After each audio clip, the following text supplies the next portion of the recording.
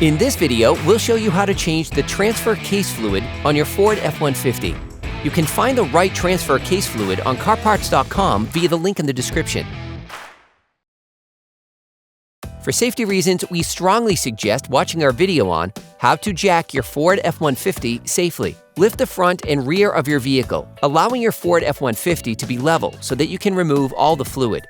For this kind of operation, it is important to always start by unscrewing the filler hole plug, because if it remains stuck after draining the fluid, the vehicle will be immobilized. Unscrew the filler hole plug using a ratchet and a 3/8 inch square socket.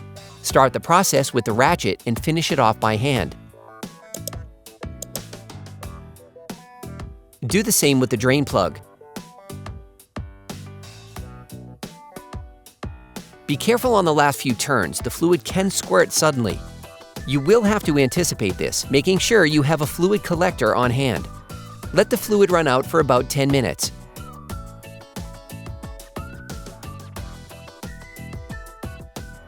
For great content, our best price, and fast shipping, download the CarParts.com app now.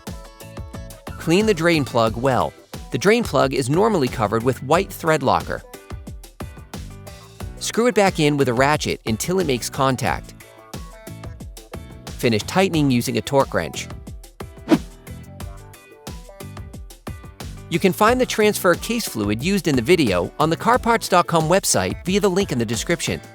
Now you need to top up the transfer case fluid.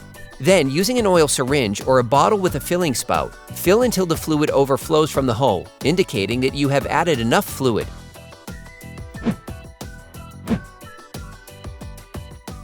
Now you can screw the filler cap back on. Finish tightening using a torque wrench.